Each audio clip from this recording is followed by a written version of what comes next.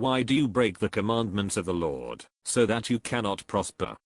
Because you have forsaken the Lord, he has forsaken you, Zechariah son of Jehoiada.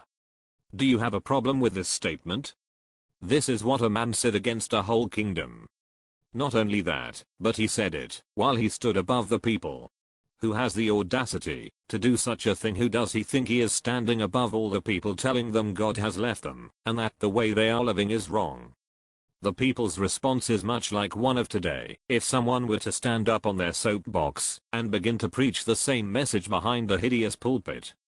For the narrative tells us the people were against him, and they stoned him with stones in the court of the house of the Lord. And all of this was done under the consent of the authority God had set up in that land.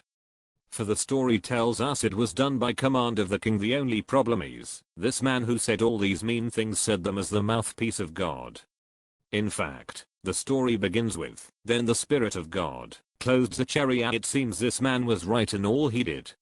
And the majority were all wrong in their response to this word of the Lord. There are many lessons to learn from this passage into Chronicles 24:20-21. However, two things I wanted to bring to light given our circumstances and culture in America. First, it is not necessarily wrong for a man to speak harsh words to a crowd or individual, should the situation call for it. In fact, it may need to be preached on from a elevated place and behind a pulpit to emphasize authority behind the message.